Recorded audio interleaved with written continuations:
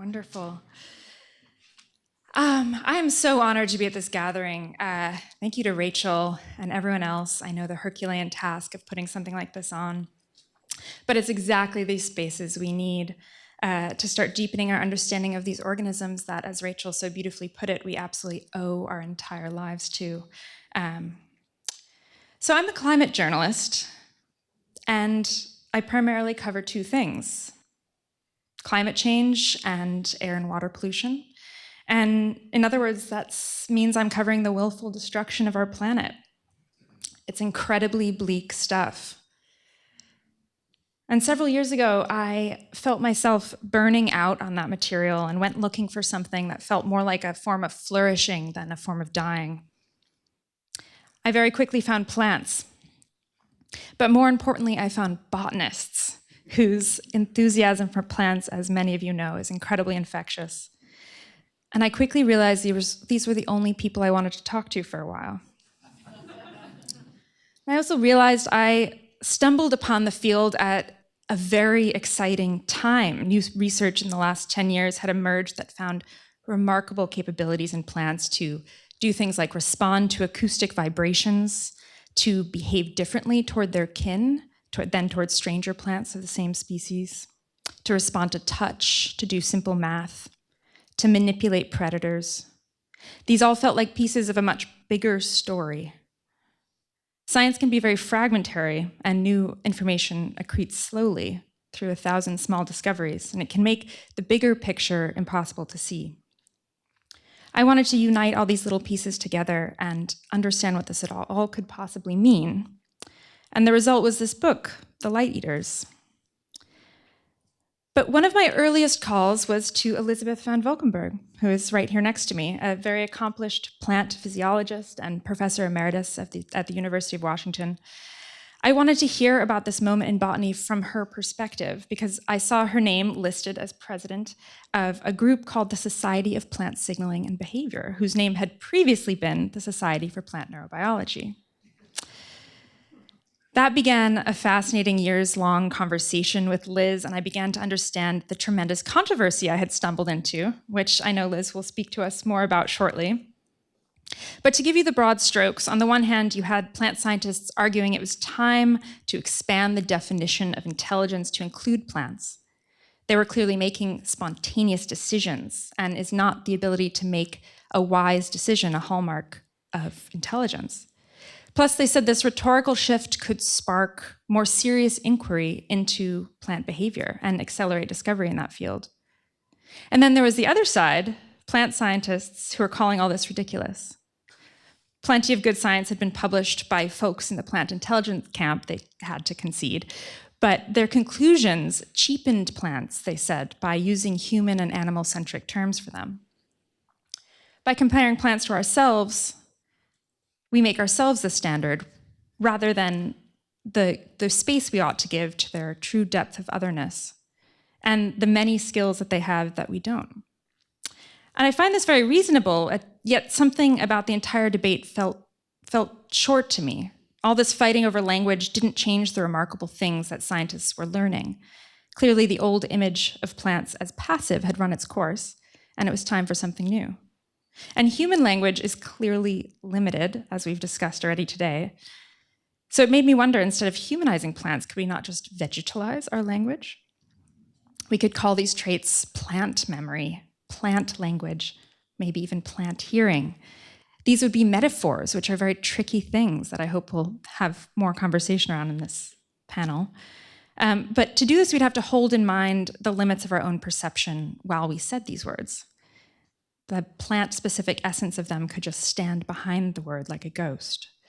If plants were intelligent in their own entirely vegetal manner, perhaps we could just call that plant intelligence. This at least would nod to their active decisioning nature for our own limited minds.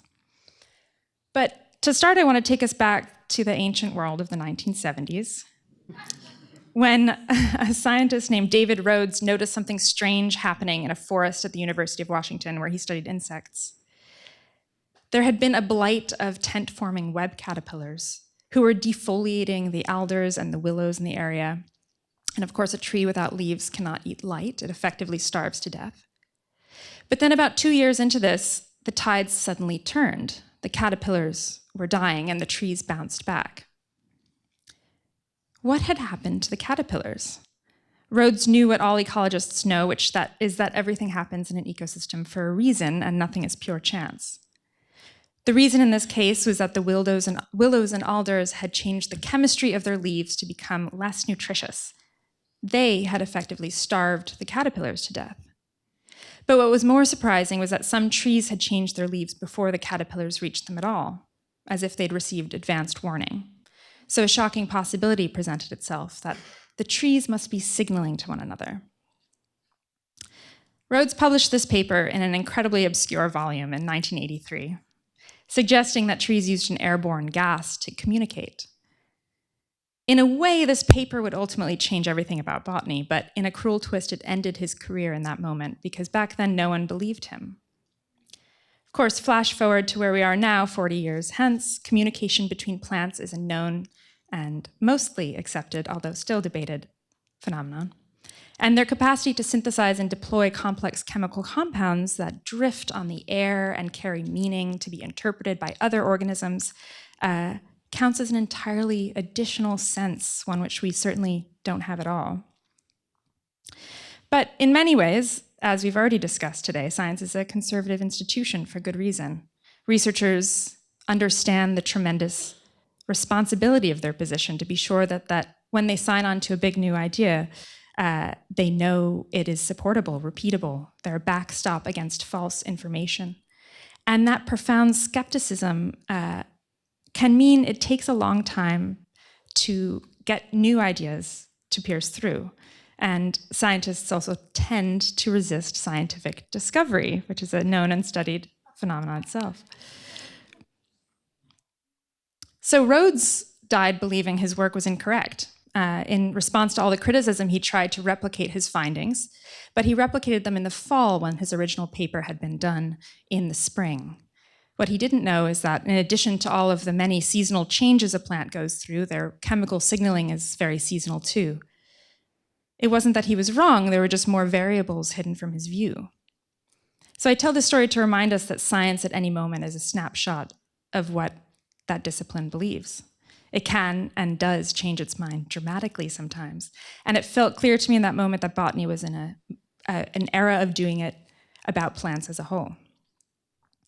So I quit my job, changed my life, and I decided to think about plants full-time, which was an excellent decision. I began traveling to meet botanists. I went to California to see Richard Carbon at UC Davis and meet his plot of sagebrush bushes that he's been tending for 20 years and knows each of their chemical profiles quite intimately. He's discovered highly sophisticated chemical communication between genetic kin and stranger plants being quite different in this plot. They can also communicate differently with tobacco, like move beyond their own species, using different alarm calls.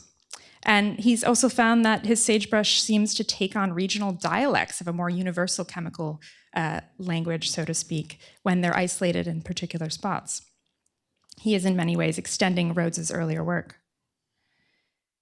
I also went to Wisconsin to the lab of Simon Gilroy and Madison to pinch his mutant plants with tweezers. These tweezers were dipped in glutamate.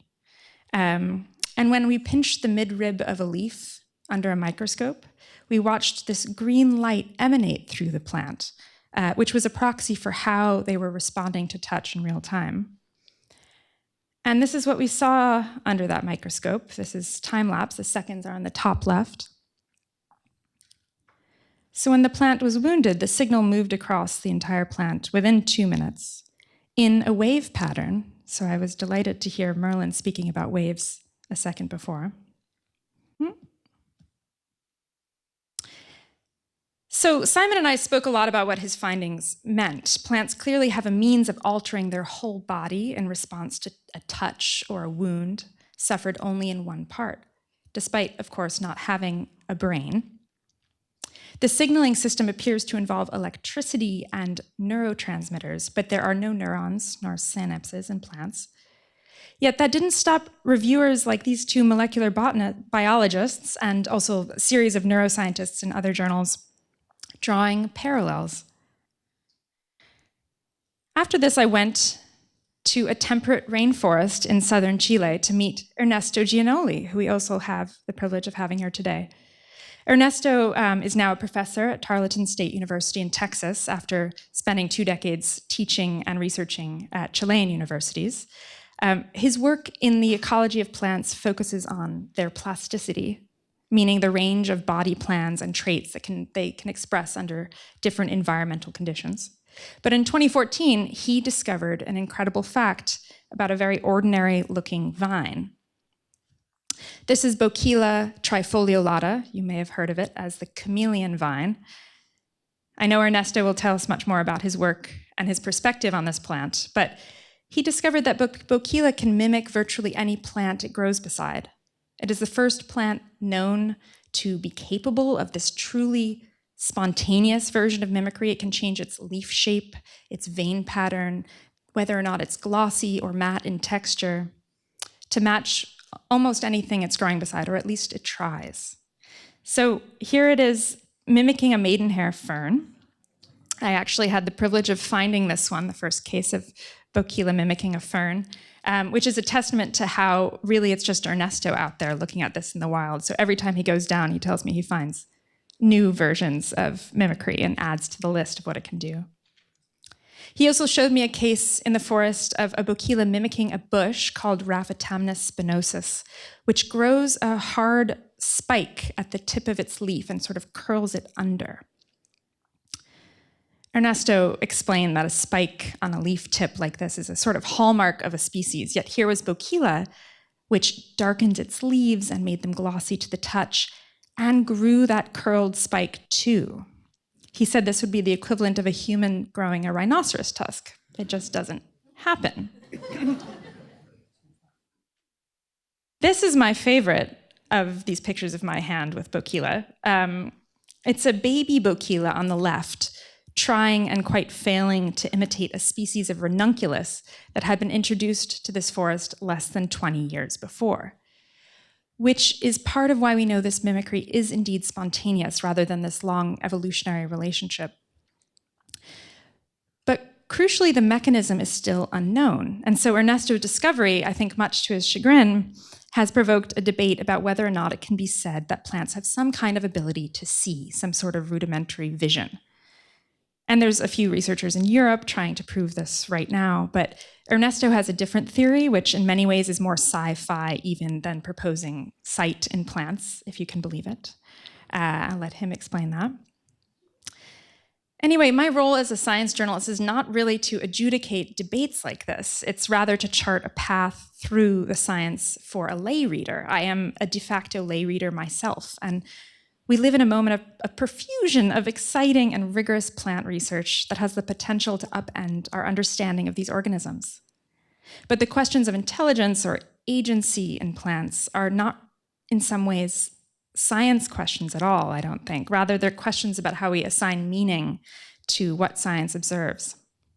They belong in many ways to the realm of humanities and ethics and philosophy, which is why I'm actually very delighted to be having this amazing event at a divinity school. The entire debate made me think of many moments in science where science dramatically changed its mind, but one of them was the era of vivisection, how until the end of the 19th century, medicine was taught in part by performing live surgery demonstrations on unanesthetized animals like dogs, because it was thought only humans could experience sensation like pain. That was, in many ways, the scientific consensus at the time. Vivisection did not ultimately end because science changed its mind, though eventually, of course, it did. It ended because a group of animal welfare activists made it socially unacceptable to continue doing it. It changed because of a social shift, not necessarily a scientific one. So it reminds me that science is very constrained to its era by the questions scientists are trained to consider scientific enough to ask. And I think we're in a moment of opening doors in plant science to new types of questions that break out of prior assumptions about what plants are and what they're capable of. Ultimately, this plant intelligence debate gets a little boring because it's a fight over what words to use, which is an entirely different thing. And while I think words certainly matter, I do think there'll be a time in 10, maybe 20, hopefully sooner, a few decades from now, when we'll have arrived at a completely new conception of plants, and these anxieties over word choice will seem quite quaint. But what's important and humbling about these discoveries being made now is they highlight the fact that plants are anything but passive. They take part in their lives actively. They sense their world. They respond in kind.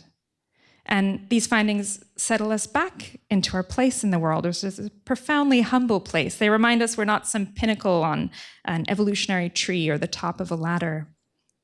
Evolution, of course, is not linear. It's not hierarchical. We are each nodes on an entangled web, just one example of an endlessly unfurling project of biological creativity. So perhaps ours is not the only way, in some sense, to be clever. Certainly it's our way of doing things is not the only way to be creatures with an active stake in our own futures, the direction of our lives, a talent for planning for the future, the ability to make wise choices in an endlessly shifting world. So I want to leave you for now with a quote from science historian Thomas Kuhn. He said, "A scientific paradigm shift changes one's view of the world in which we live. Of course, the world itself stays the same. And plants will go on being plants, whatever we decide to think of them." So for now, I want to bring up plant physiologist Lisbeth von Valkenburg. Liz comes to us from the University of Washington, and I'm so glad she can be here. Thank you.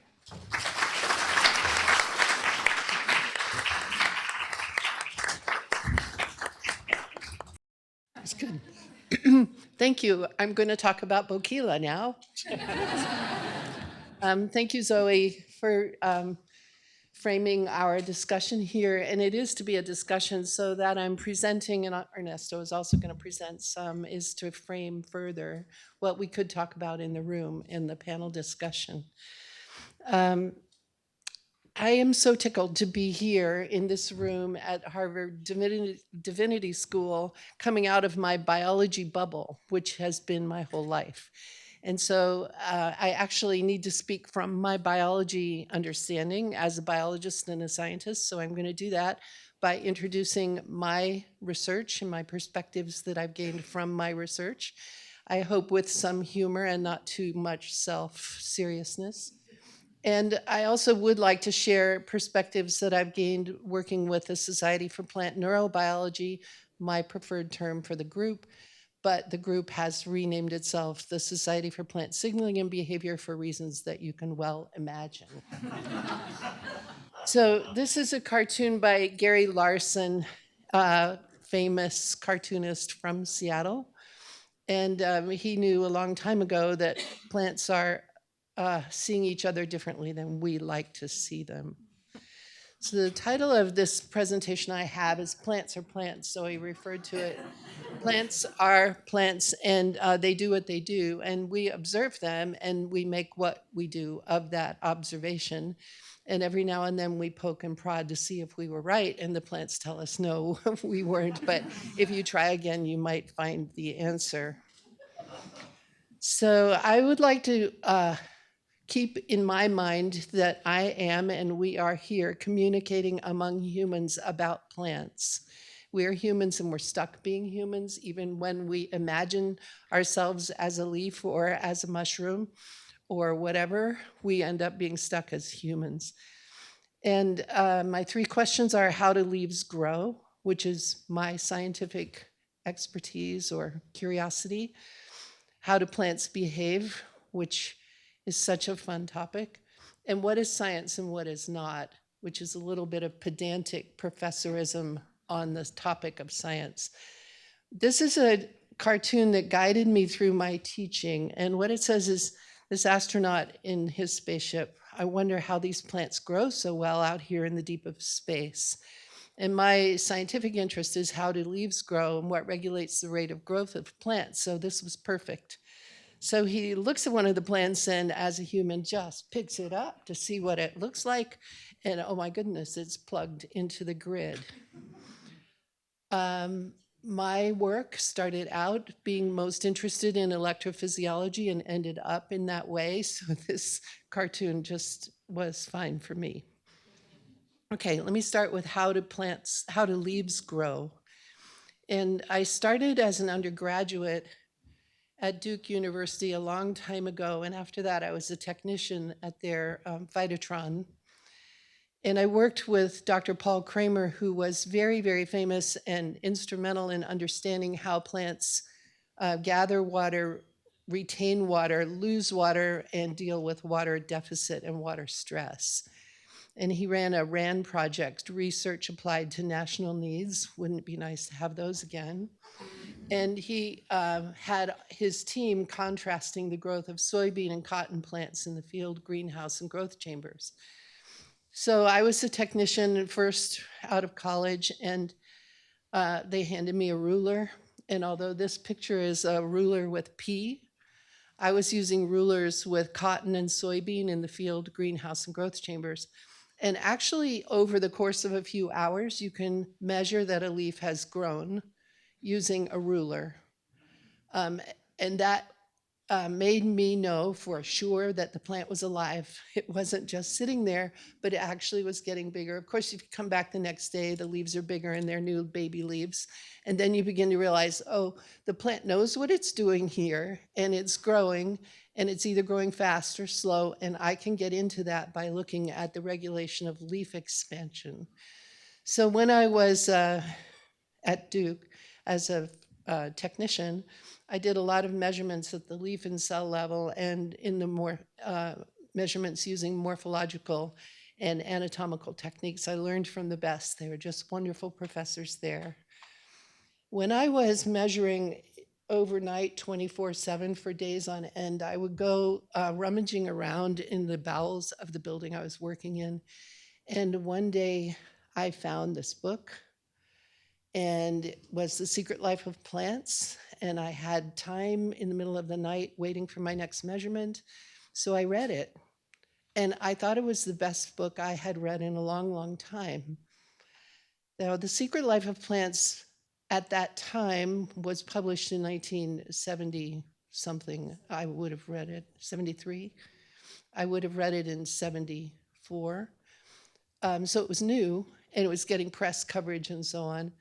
And it also was beginning to rattle the cages of a lot of plant biologists. And shortly after that, funding for plant electrophysiology died. So good thing I didn't know about that at the time, because I went to grad school. And I joined the lab of Bob Cleland, who was working out the theory for what regulates the growth of, as it was, coleoptiles and stems. And I worked at the UW as a grad student, postdoc, and assistant professor here. I just note these 15, I think that's the math, 15 years. And during this time, I got tenacious about finding out how do leaves grow, which has got to be one of the most basic questions in the world. And people would ask me, what are you working on? How do leaves grow? Oh.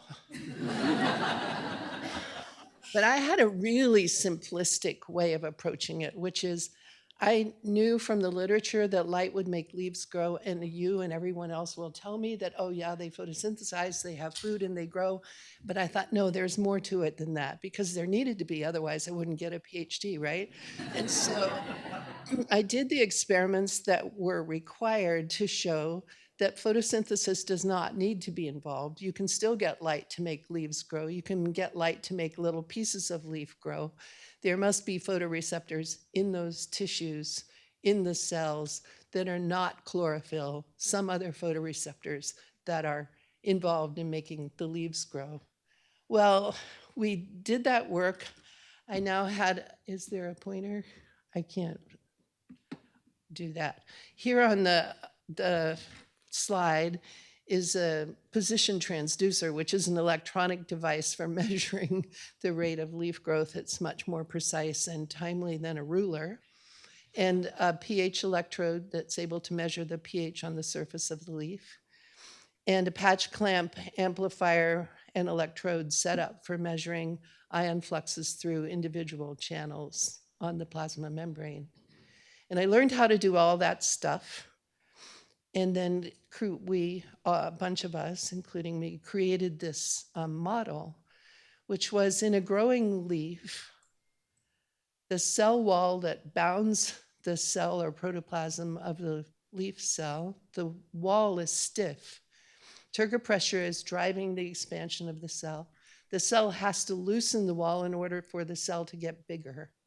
This process of loosening the wall is extremely complicated, and we don't really know how it works because the molecules making up the wall are complicated. But nevertheless, if the cell excretes acid into the wall will get looser. So Simple Mind said, what regulates the rate of acidification of the wall?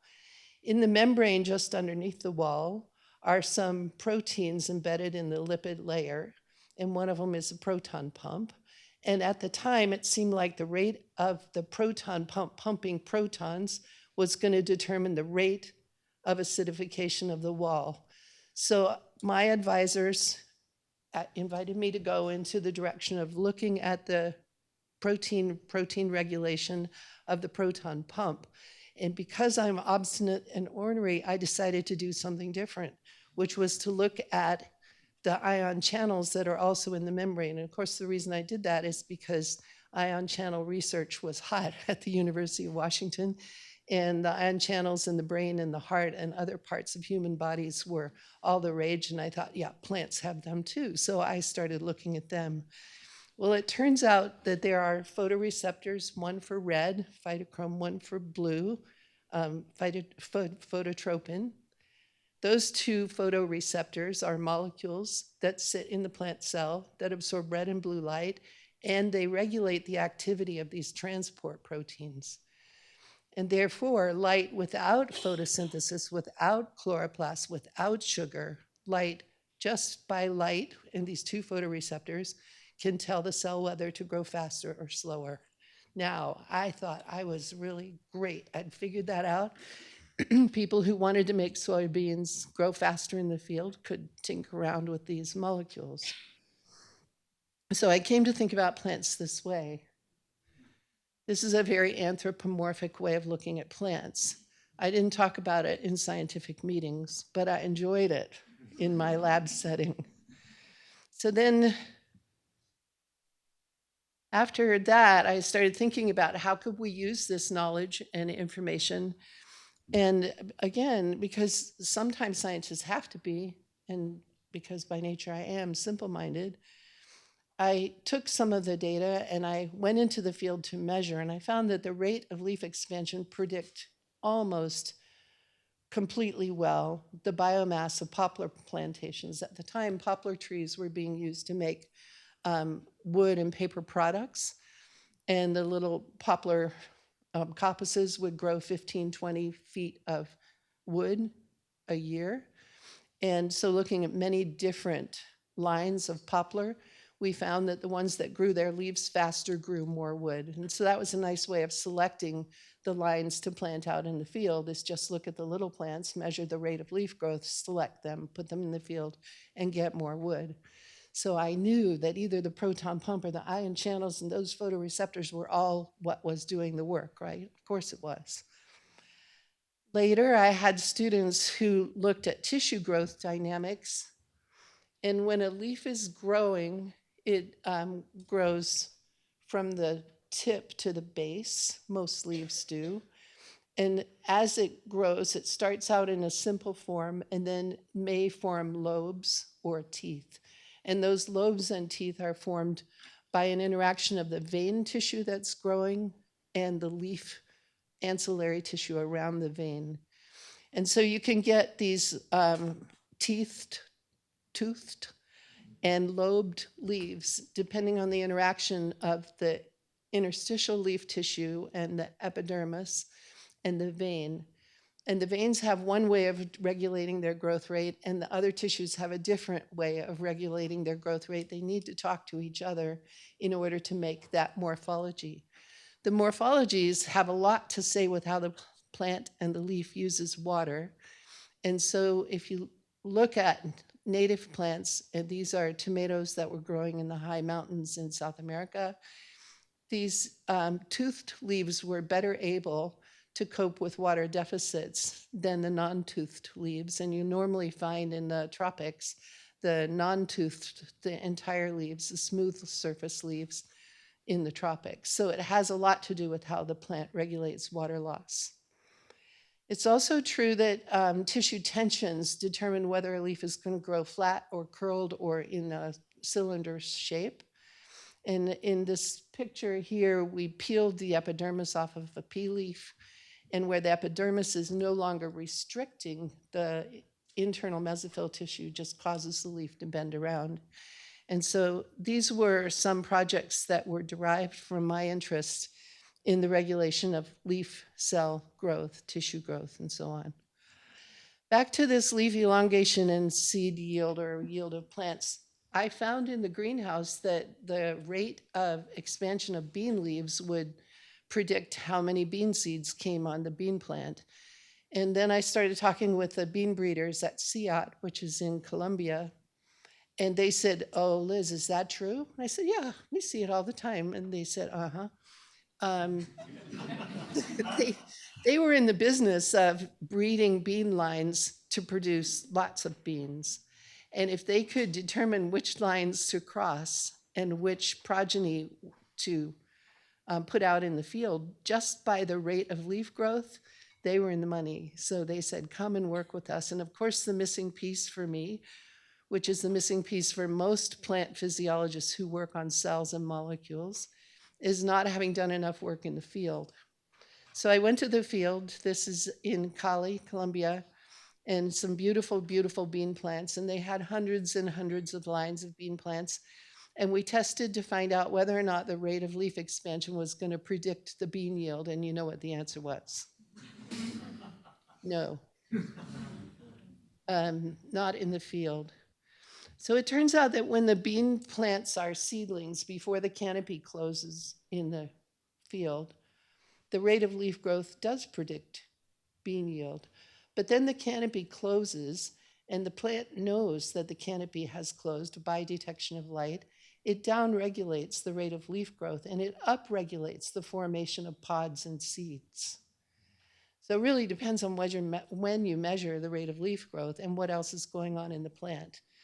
So even though these are agricultural plants, they're not wild beans growing in a wild bean nice habitat. They're growing in a plantation. They still retain many of their natural sensory mechanisms and regulate their growth appropriately as if they were living wild. So this leads me, and I will speed up a little bit, I think. This leads me to, you can see why I was interested in how plants behave. And I was invited to teach more because I seem not to be teaching enough. And I decided to teach the physiological basis for plant behavior. And the reason I called it that was because at the University of Washington, the 1,500 biology majors are, 1,450 of them want to be medical doctors, and not very many want to study plants. So I thought if I put physiological basis, the physiology majors would come to my class, which is true. So it was really, really fun to flip that class and give these students, they were seniors mostly, difficult raw data papers to read and consume. They should be able to do that, and to think about it and give them some study questions at home and then have them come to class. And we had 60 or so people in a discussion class. And they sat in tables of 10, and they usually grouped themselves unless we figured out a way of randomizing them. And I taught this class many times. It evolved. Every year was different from the last year. And one year I was just so pleased to have Christy Onzik come and embed in the class. And Christy is an anthropologist. And we knew each other from plant signaling and behavior meetings. She offered to come, and she was watching the students as they interacted with the concepts of plant behavior. So one of the things we did in this class was to give the students puzzles and ask the students who were physiology majors to dream up the physiology that might be causing that behavior to happen. So for example, when corn seeds are planted in rows, the seedlings germinate and orient their leaves perpendicular to the rows, so they don't self-shade. And when you look up in a tree canopy, often, and especially in monocultures, you can see that the leaves don't overlap each other. It's called crown shyness, and they don't grow over each other. And Monstera seedlings, my favorite houseplant because you can't kill it, the seedlings grow toward darkness. And it's been demonstrated in 1 or 2 papers that they're not growing away from light, they're growing toward darkness. And those seedlings are detecting where there's another tree or something that is casting darkness that they can grow up. So I took this class in my retirement to Koshrai. Koshrai is one of the 4 states of the Federated States of Micronesia. This is a picture of Koshrai, the island, which is not very large, the size of the state, a quarter of Connecticut, something like that. It's not very large. It's a picture of my class that went to visit the Ka tree forest. The Ka tree is Terminalia carolinensis, and they call it Ka. Ka trees have behavior. These students are college students, and their experience as college students is really quite different from our students in the United States. So it's a treat to work with them. So we talked about these 3 plant behaviors: stem buttresses, the behavior of trees that grow in very shallow and unstable soil to put out a buttress or a flange that will keep them from falling over, mangrove roots, and invasive vines.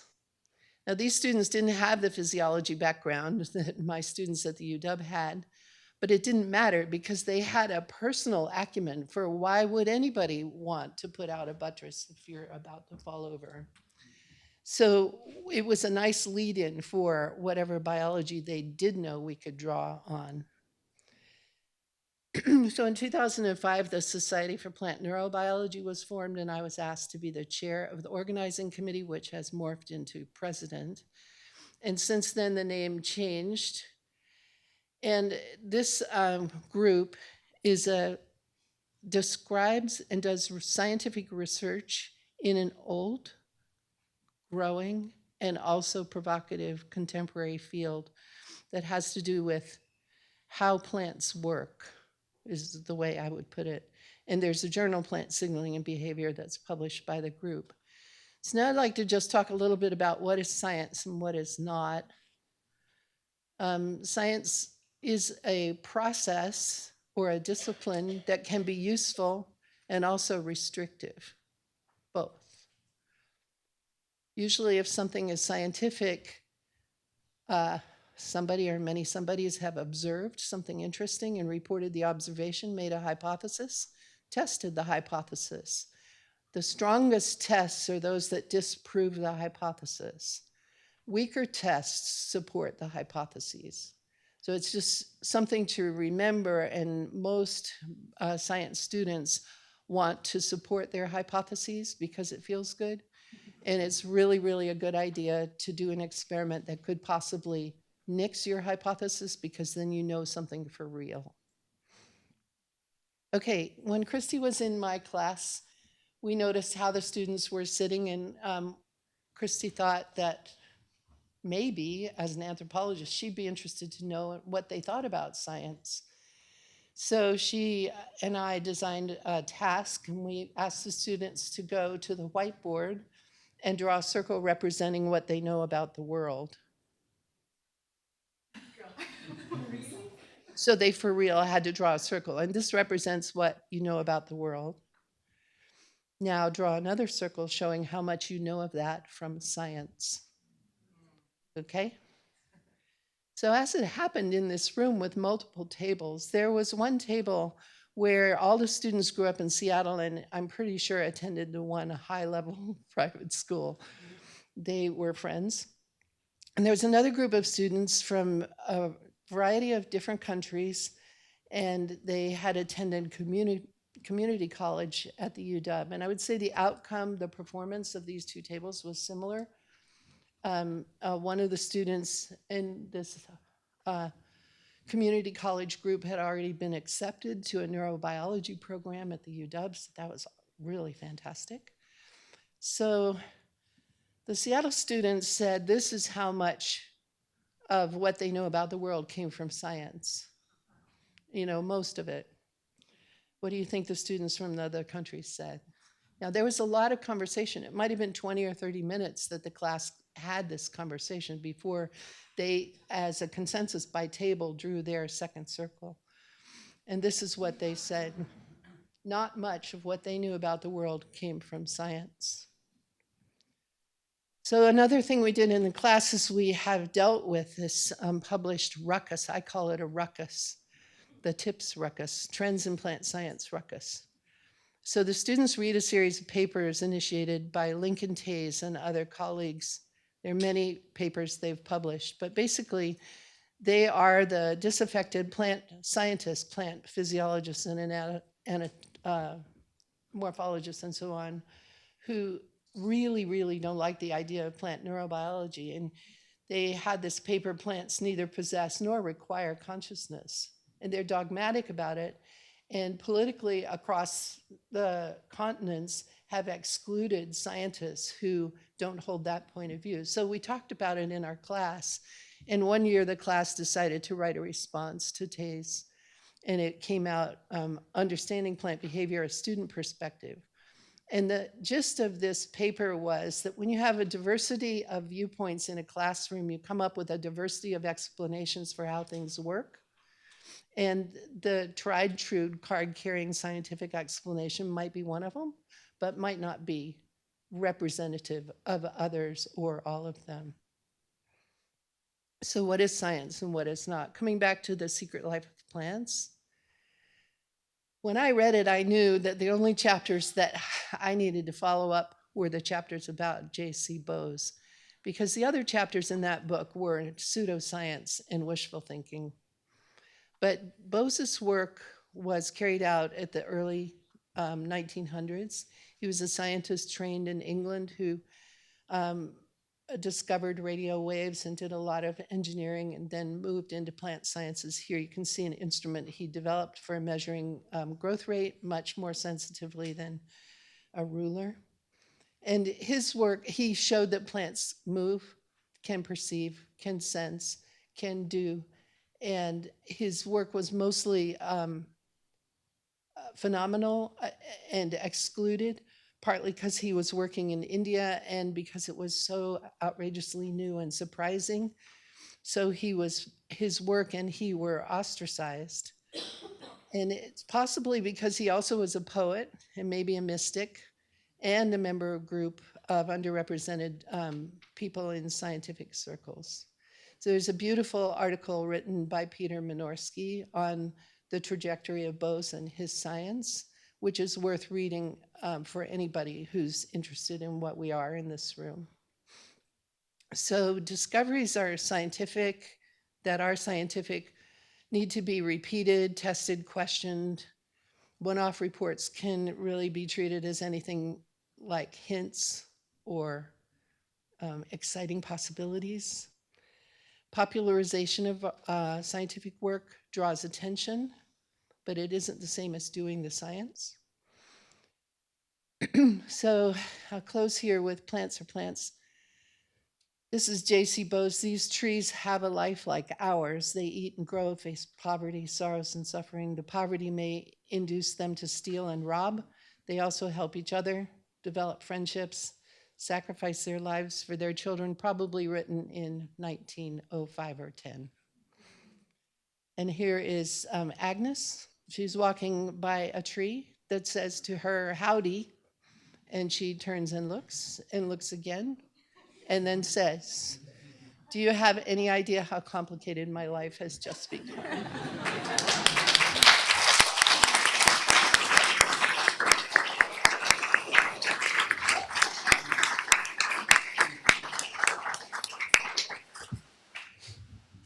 Thank you so much, Liz. That was wonderful. I'd like to when we get to his slides, invite Ernesto Gianoli, professor in the Department of Biological Sciences at Tarleton State University in Texas, to share about his work.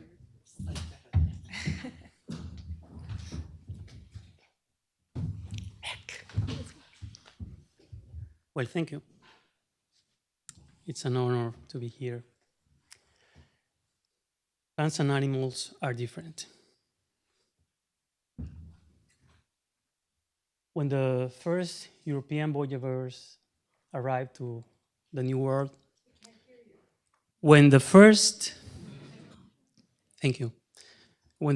European voyagers arrived to the New World, they faced new animals and they did what they could to describe them. For instance, cats with the face of human beings,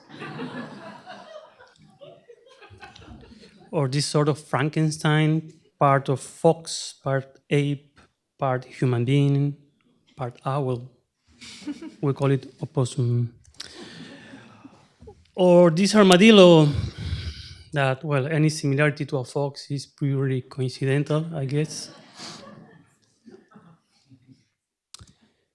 The nice iguana, and they dedicated some nice words to the creature, and afterward described it as a serpent with thick clawed feet, and painted it accordingly.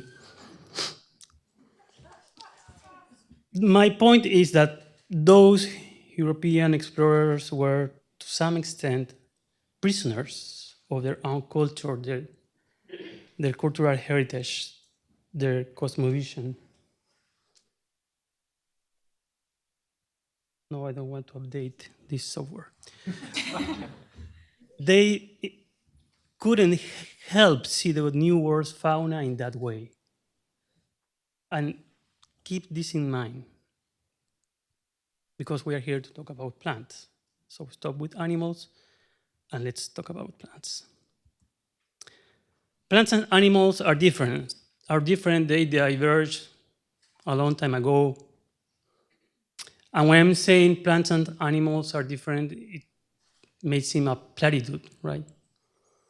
But I hope I will convince you that it's not a platitude.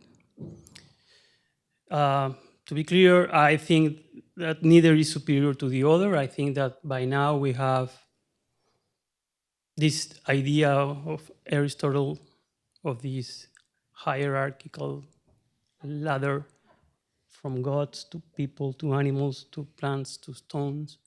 I think it's outdated.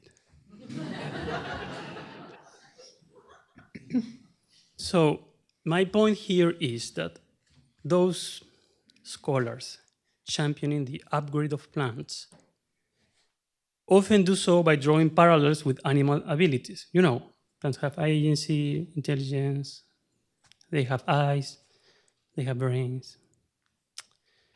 I think that aside from the semantics game that change the definitions to fit or not what plants do, I argue that such negated otherness, that plant otherness, grounded on conscious or unconscious views of animal superiority, limits our capacity to understand plant abilities. That's the main message of this presentation.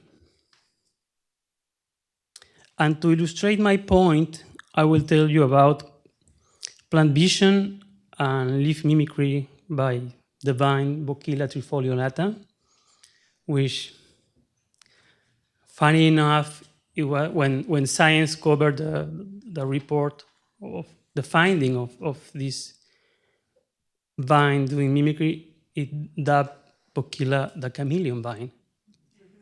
Actually, in Zoe's book, the chapter describing Boquila's abilities is called The Scientist and the Chameleon Vine. And there are two problems with that. The first, as I said, is the animal metaphors. But the second problem is that chameleons, they don't do mimicry. They change their color because of temperature or just to express a a change in their mood, but they are not blending with the background. It's a common misconception, of course. So, Boquila. Well, I had been working in this beautiful forest, the temperate rainforest in southern Chile for years. And one nice afternoon, I decided to take the afternoon off just to walk into the woods, to observe nature, to be calmly observing nature. And I suddenly realized that this plant was able to mimic other plants. Over 20 different species by now, 22 exactly. And that is the paper that was published 2014. The finding is, I think, 2008 or 2009, because I was so naive. I thought, apart from publishing or reporting the pattern, I need to find the mechanism before I will go for the publication. And here we are, 2025. No mechanism at sight.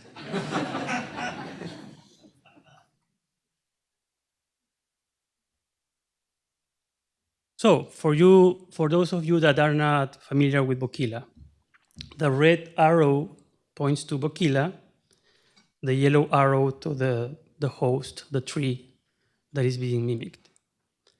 And I'm including the information on the length of the leaf, of the tree leaves. So you can see, it's, I would say, trying. From glossy to matte to these serrated margins. The length is very variable. And you can always say, oh, this is not perfect. Yeah, sure, it's not. But take the whole picture at the same time. And there are not only 4 pictures. There are several others. I will just show you some of them. And again, the one bottom left, you can only identify Boquila by looking at the petiole. And to the right, this is a better picture than yours. So, because it's doing better. I mean, mimicking ranunculus. It's improving. Of course, it's not exact. That's not the point. The point is the whole leaf mimicry that Zoe rightly termed it spontaneous. Like Boquila cannot help doing this. This is remarkable, so describe it. When twining around this shrub with spiny tips, then Boquila develops a spiny tip. A spiny tip is not included in the botanical description of Boquila. And it's doing that with 3 or 4 different species, like here. So you got spines in your margin. Okay, then I go, Boquila is to the left and makes several spines along the margin. And this is my favorite. This is the same individual vine, mimicking 2 different species. Like 5-meter distance between the first case, mimicking this big leaf of Aex toxicum punctatum. You should remember that. And the other one, mimicking Rhaphitamnus spinosus, was already mentioned by Zoe. And the ratio of leaf size is 1:10, roughly. And it's the same individual. You can take the stem, walk 2 steps, 3, and find the other case of mimicry. So, enough for pictures. From another point of view, I think this is remarkable, or we can believe this is remarkable, considering that this scientific discovery took place in a dwindling ecosystem. The pictures are very clear, showing how this is being destructed, despite it's a national park. And in this yellow ellipse shows the exact spot of the forest where I discovered Boquila's abilities. So it's close to a place that is suffering from land use change. So I think that this is yet another reason for nature conservation. There are still discoveries to be made in nature. And Peter Minorski, that you just mentioned, when he contacted me, he highlighted this exact statement. You show that we have still discoveries to make in nature. And another reason, on top of that, is that Boquila is traditionally used for basketry by the Lafkenche people, the original people from southern Chile, one of the different nations there. So a lot of reasons, right? The obvious question is, how does this plant mimic other plants?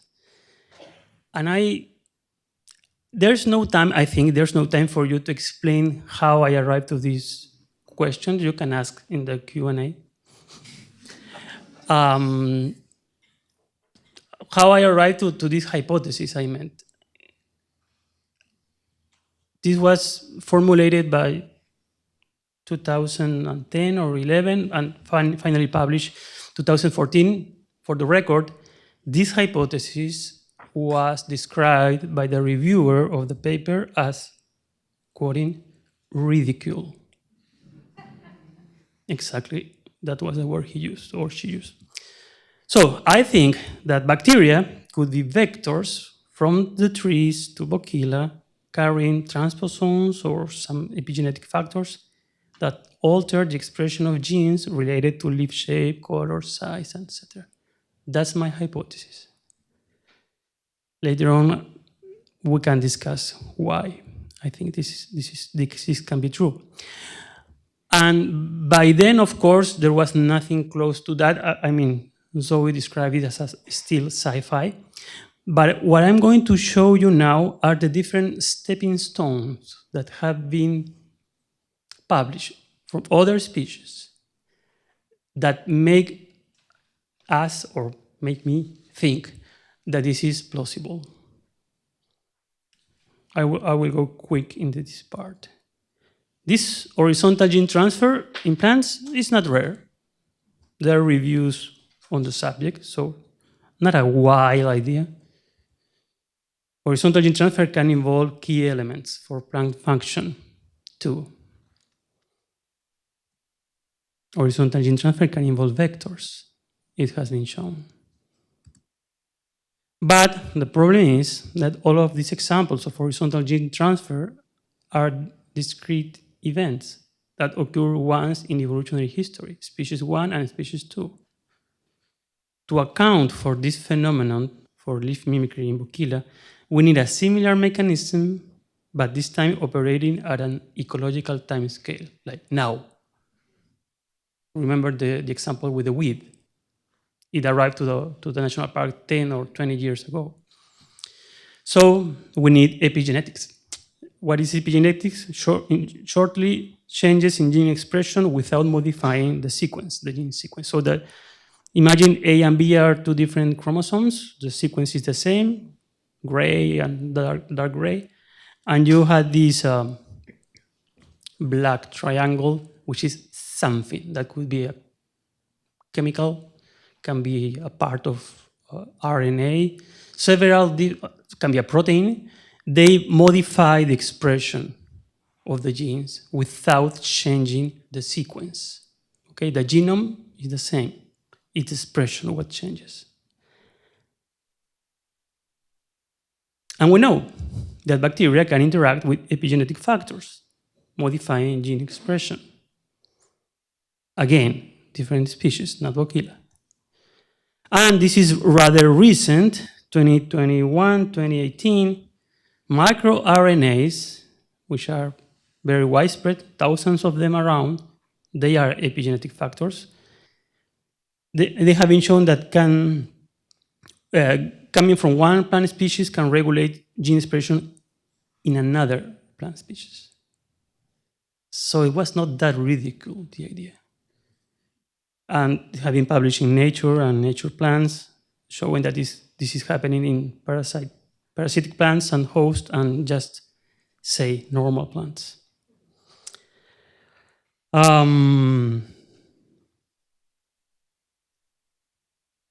Back to Boquila, and sorry for showing more pictures. The question is there any progress in testing whether bacteria are involved in leaf mimicry? Yeah, this folding is very mysterious, the folding. Do you remember, Zoe, the folding in the park? This tubular shape was, I don't know. Well, the first approach was, I took 3 types of leaves. The host tree leaf in this light blue triangle, Boquila mimicking the host, this orange square, and another Boquila leaf from the same individual vine. That's the reason why I draw this stem to connect them, but not mimicking the host. They are at the same distance to the tree, but for some reason, one leaf is doing the mimicry and the other is not. Yeah, because of course, this is nature. The rate of mimicry in the forests after countless hours being there observing Boquila is between 50 and 70%. 50 and 70% of the cases you look at the leaf and say, oh, of course, he's doing this. Okay? And what we did is, the question was, is the composition of endophytic bacterial communities that are within leaves associated with the mimicry pattern? There's a question mark missing there. That was the question. Bacteria that live inside the leaves. Composition of bacterial communities. And this is the main result. I'm keeping the colors to orient you. And look at the ellipse. They show the communities. First, the tree. The tree was, remember, light blue, sky blue. And then the purple is the Boquila not mimicking the host. The interesting point here is looking at the orange, which was the Boquila mimicking the host. And you can see that it's closer to another species, the sky blue, the tree, than to not only the same species, the same individual. So I can only say that there's something going on. So far. And I repeated this last year. I got a better sample size now, 10 instead of 5. I'm usually reluctant to cutting Boquila. People are cutting Boquila in the forest when it becomes famous. Yeah, tourists, they say, oh, I will, you know. Don't want to get mad in front of you. But this time, we are going to measure gene expression, plants and microbes, from plants and from the microbes. We are doing this. I mean, the results should come up in a matter of weeks. Yeah, they are not ready, but if you invite me next year, I can show you. This is my hypothesis. Of course, I can be wrong. I will be happy if I am right. I will be happy if I am wrong. Because then I knew something else, I would know something else, and I can move on to the next hypothesis. That will be volatiles. If this is not working, I will test volatiles. Because I have a hypothesis, but I have not fallen in love with my hypothesis. I'm a scientist. But other researchers think otherwise. Researchers that are part of the Plant Neurobiology Society, they think that regarding Boquila, vision seems to us a more parsimonious explanation of this complex phenomenon. And they are doing this not only with Boquila in green there, but with several other phenomena well known by plant scholars, plant researchers, like, for instance, the perception of light that is driven by pigments, a dozen of pigments there. Liz mentioned a couple of them, with very nice experiments with mutants and experimental design that fool plants playing with light. They say, no, it's plant vision. And the most simple phototropism, I mean, our plants in home growing towards the window, plant vision. So, and they are not exactly suggesting that this is a metaphor. You can read cornea-like, lens-like, retina-like. Well, I mean, academic freedom. But they went further. Apart from stating their ideas, which is fine, they claim to have proven that Boquila is mimicking plastic plants. Here we demonstrate that plant vision, probably via plant-specific ocelli, is a plausible hypothesis. But there is a problem with this paper. Well, there are several problems with this paper. And I will highlight only 3 of them. First, imagine you have 2 groups of plants and you have 4 fertilizers. You want to know which one is better. And you put fertilizer A and B here with this group of plants and fertilizer C and D here with this group of plants. And these plants grow taller.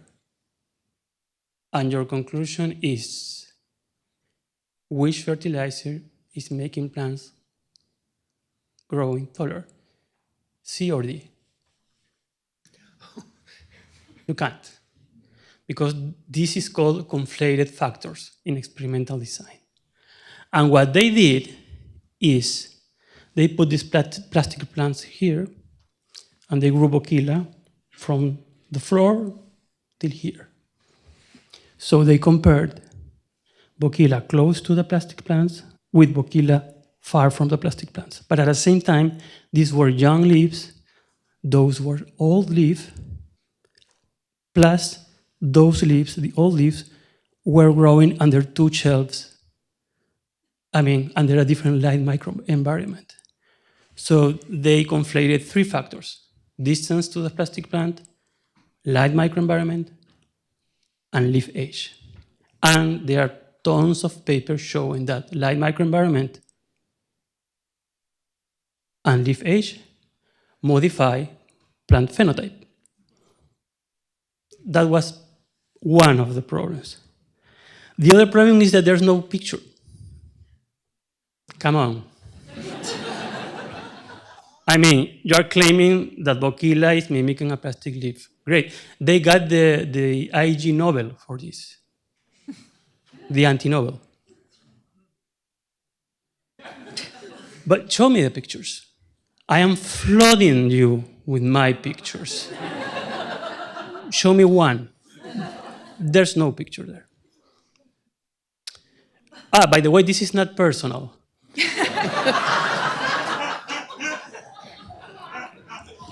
I had very kind exchange of emails with the authors. I mean, author to the left, author to the right, no problem. The third, the most serious problem is the conflict of interests. Because this paper in plant signaling and behavior was handled, the handling editor was one of the authors to the left. So the research was done in his own lab. He's the PI of that lab, and he handled the paper and decided to publish the paper in his journal. That's not the way it should be done. That's crossing a red line. And I think that this is to be explained by this confirmatory bias. When you are absolutely convinced that you are right, maybe you are tempted to do things that are not right. Starting to wrapping up. Confirmatory bias. The point is that when you got your conclusion a priori beforehand, that makes that scientific quest irrelevant because you already got the answer. And don't get me wrong with this picture. When I'm using this beautiful painting because when I see this painting, I think if you are that convinced to open a skull to extract the stone of madness, then no doubt you will find the stone. It doesn't matter that there's no stone at all. You will find it because you opened the skull. I think you are getting me now. So, wrapping up. Plants are capable of astonishing feats. Please read the book. And other amazing plant capacities are yet to be discovered. I don't know whether you were aware of this, Zoe, but 1 year ago, front cover of Science, what we knew before is that plants cannot take nitrogen from air. Atmospheric nitrogen they cannot do, so they enter into this symbiotic relationship with bacteria in the nodules, particularly in the case of legumes. But now, meet the nitroplast, a new organelle from a marine algae that is taking nitrogen, atmospheric nitrogen, into the nitroplast. It sounds like a DC or Marvel villain, the nitroplast. I hope that in 20 or 30 years, someone will discover the morphoplast. And remember me. So, to advance in our understanding of plants, we need to focus on plants, leaving behind zoocentric or anthropocentric views. I think these metaphors are not helping. Metaphors are useful to convey message in a simple way. Fine. But we can unknowingly get trapped into the metaphor. That's my point. And speaking of metaphors, let me share a bit of the good old Nietzsche. Truth is a mobile army of metaphors. Truth, I mean, he's not referring to actual truth. Accepted truth, supposed truth, are illusions about which it has been forgotten that they are illusions. And here, if there's time, perhaps during the questions, to make clear this point of our role as scientists in trying to get to the truth. Is there something like that? I mean, here, Nietzsche is following Kant's idea of the thing itself being, this ultimate reality being beyond grasp. We cannot reach it. We cannot apprehend it. But we can get close. We can narrow the gap of unknown. And the best tool we have, I think, is science. Science done rightly. Last slide. The understanding of plants is a discovery trip. I hope we won't make the same mistake again with the names. We must open our minds to find radically new phenomena, absolutely new, not like the animals do, no, different. And name them accordingly. We shall strive to see the world from plants' perspective. And don't get me wrong, I do think that plants are intelligent, but I'm not interested in this discussion. What I want to do is to discover how plants do intelligent things. Thank you.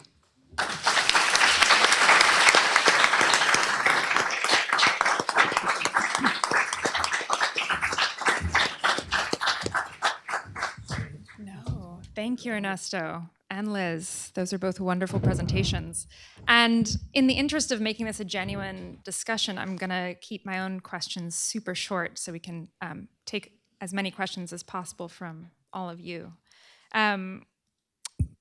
But the thing I heard over and over in both of your presentations was that in order to understand plants, humans have to get out of the way of their own humanness. Now, in reporting this book, I was, of course, reading papers by many of your colleagues where the language is sort of falling all over itself to remain passive, to not ascribe active language to plants, to the point where they were violating grammatical rules of passive language. But then you go into the labs of scientists, and researchers are quite comfortable saying things like, the plant loves when I do that, hates that. We're going to go torture the plant now. And it's a little tongue-in-cheek, but it's also shorthand. And I wonder, as a writer and a reader, is it ever possible for even trained scientists to get past their own humanness? What would that project actually look like? What kinds of ways of looking? You both mentioned spending tremendous amounts of time looking at plants. You stumbled upon Boquila simply by spending time in that forest. You measured for hours those leaves, my God. I wonder if there's some sort of way of knowing that feels emergent from that to you. I'm thinking about Barbara McClintock's discoveries of transposons, which she attributed to simply spending time with maize plants. Absolutely. Of course, she ended up being eventually right, but it wasn't known at the time that she was. So how do you resist humanizing in yourselves? What are some actual step-by-step measures you take to resist your own humanness? Okay. Ernesto? Well, about active and passive voice, since I'm not a native English speaker, I thought you would ask this, but I think it's easier to use this word, this language of the metaphor while discussing with the journalist to, as I said, to convey the idea more, shortly and more easy to grasp. But when we put our hats of scientist, there's a kind of persona there. And you behave and you write, but in a more constrained way, because a paper is not supposed to be the place where you express your creativity. Writers, they can. But in science, you have to be, this is very dry, very dull language, because the point is to describe what you have found or the reason why you carried out that research. So my quick answer would be, is our persona. Yeah, I wonder, Liz, also, you've watched this field change so much in your time doing research and teaching students. Is there some way that researchers were trained when you were doing your PhD that has shifted substantially to how they're trained to ask questions now? Or is there a way you'd like to see the field of training scientists move forward? How would you like to see researchers trained and their approach to plants specifically? Let me see if I can remember the three things you brought to mind. The first one I wanted to mention is going back to Merlin's talk. I don't know why I'm ringing. Imagination is really important for scientists. And some people are better able to imagine or live in their imagined space than others. Some people require all the data right in front of them and take a small step. Some people start way up here and come down. And so it's easier not to bring your humanness, I think, when you're gathering a lot of random data and open to the randomness of the data. Then you're less likely to want to control it as a human, or yourself as a human wants to control it. To your second point, scientists are definitely trained from the beginning to remove their person from the work, and it never quite works, really. And a third thing I wanted to say was that in my experience, there are plenty people and not so much people. And you can always find the plenty people working in the greenhouse or the botanic garden or taking the plant classes, and they are qualitatively different people. They might be as good as scientists or not as good as all the other scientists, but they're plenty scientists. And I believe that comes from the imagination they have about plants. And some of them think of themselves as plants. And that's why I think the people who work in greenhouses are really good at that, because they have more empathy, could I say that, for the plant body and the plant function than people who are not planty. And I would say farmers and plant breeders likewise have that planty feel, which they do bring into their work. But it isn't so much a human anthropocentrism. It's a planty feel, and I can't say much more about it. I love that. Thank you all so much. That's actually all the time we have, unfortunately, but they will both be around. Please continue asking them questions. Thank you all so much.